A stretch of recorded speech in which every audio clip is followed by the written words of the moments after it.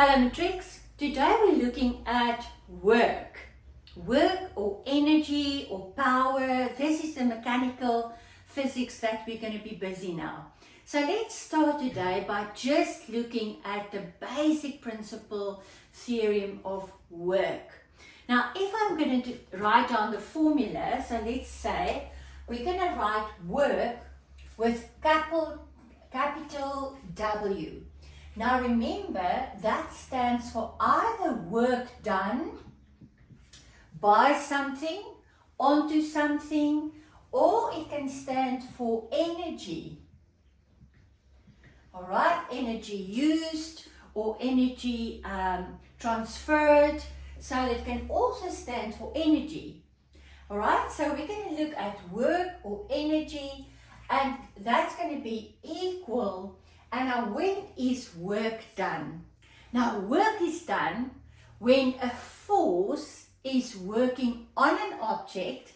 So let's say I have a surface here. I've got an object on the surface and I'm going to start to pull this object with an applied force.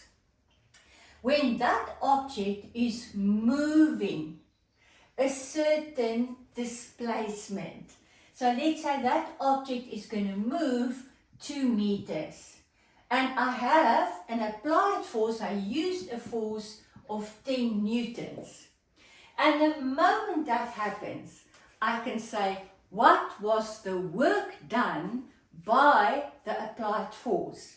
And our formula is going to be my F, and that is the applied force, or whatever the force is that is doing the work.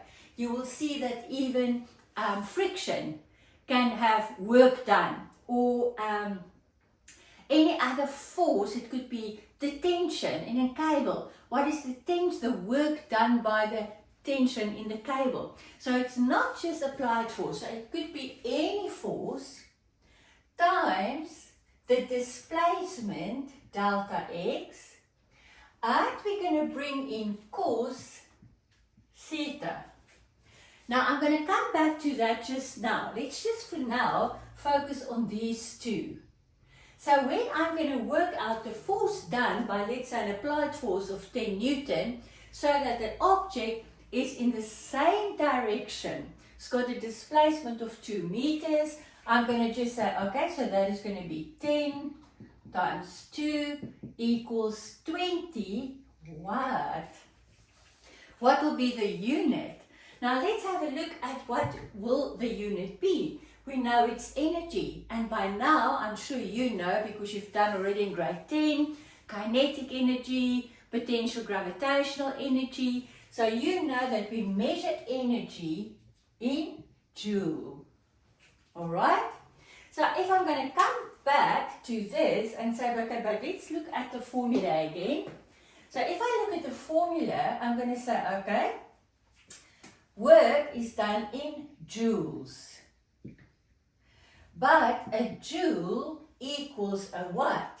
So what would be another unit, especially in the multiple choice questions that can ask you that? How would I determine, or what is 1 joule?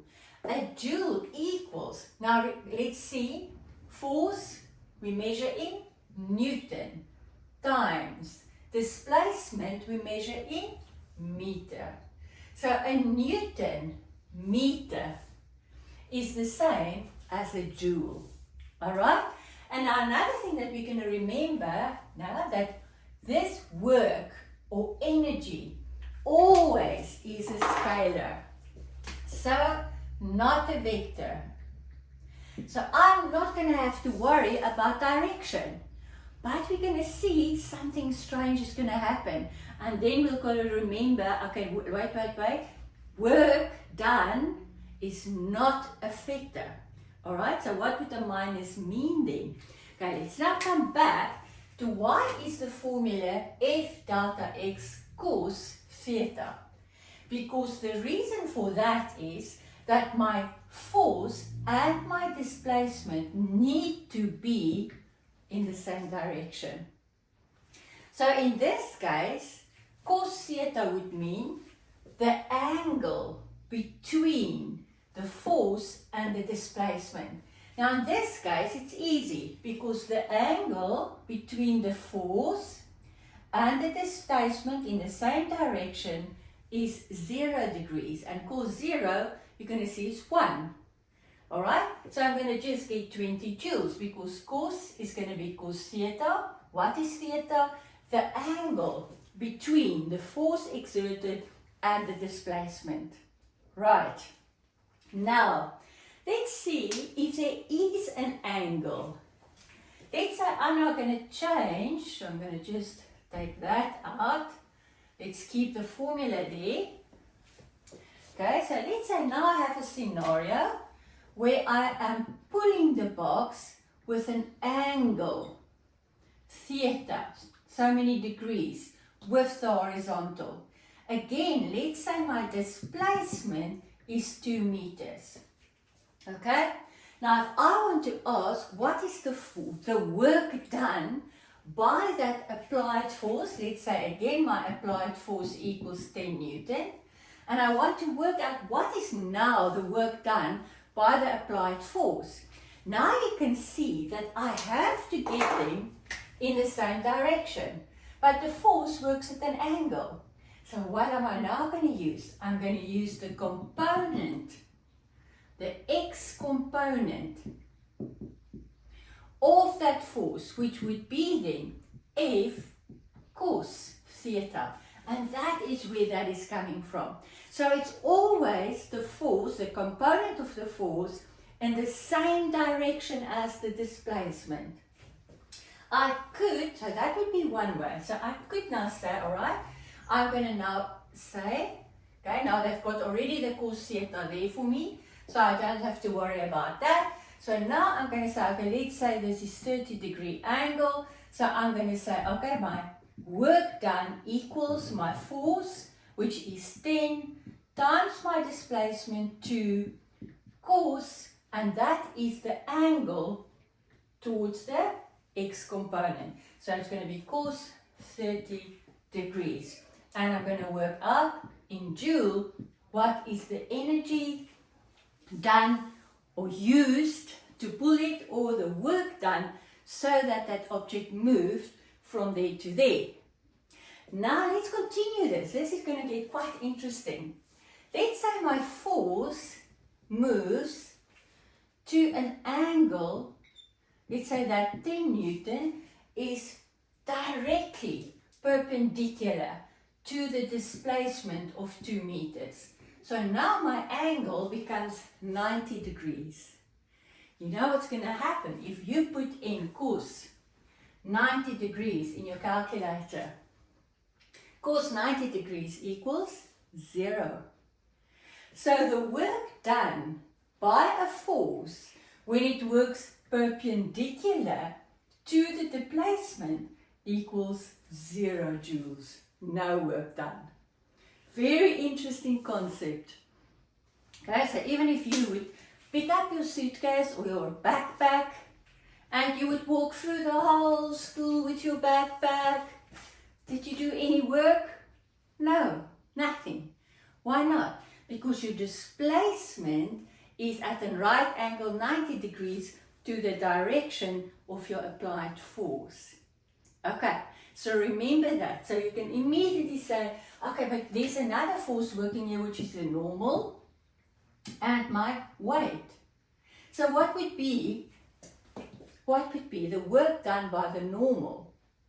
90-degree angle, 0 work done. What would be the work done by the weight on that object? No, 0 energy. Alright, now let's look at another scenario, okay? Let's say it's again the same box or object that I have here on a surface. But let's say it's already moving, so I'm taking away the applied force. So I did give it a force, an applied force. Object starts to slide over the surface in that direction 2 meters along the way. But it comes to a standstill because of friction. Now friction, we know already, is working in completely the opposite direction to the displacement direction.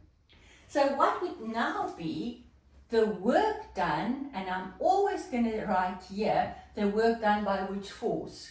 So I'm going to put work done, small force is friction, equals, now my friction, let's say the friction is 2 Newton. It's going to be 2 Newton times my displacement 2 cos, but wait, what is now the direction between the displacement and the direction of the force? So there's only friction now working, that's why it's going to come to a standstill. But now that angle is 180 degrees. So it's going to be 4 times cos 180 degrees. 180 degrees cos gives me a minus. So now I have a minus 4 joule. And I know you've been brainwashed to say, okay, that's 4 joules in the opposite direction. No. Remember, work, energy is not a vector, it's a scalar. So what does it mean if there's now minus 4 joules? That means that 4 joules was taken out of the system. So whenever I have a plus amount of joules, it means that energy was put into that system. And the moment there's a minus there, doesn't mean opposite direction. It means energy was taken out of the system. So that is basically very basic. How are we going to determine the work done by a force? So remember, a work is always done by a force, so that that object has a certain displacement, and the cos theta is going to be the angle between the applied force or the friction, whatever force it is, the angle between my force and my displacement, and that's going to be cos theta. Alright, so that is very basic what it means when we say determine the work done by the applied force, or what was the work done on an object to move it from A to B by a force of, let's say, 10 Newton. Let's say that's the only force working on it, 10 Newton, so it's displaced from A to B 2 meters in the same direction. Determine or work out what was the work done. Then my formula is always going to be my W, which stands for work or energy. Remember, it's a scalar, and we can have F delta X cos theta. Alright, that's all for today. Okay, so basic formula, go to your exam where they give you all the formulas and things, and where they give you the definitions, and make sure that you know where you're going to use each formula for what. Alright, great. Next lesson we're going to look a little bit more into work done. But believe in yourself, you can do this.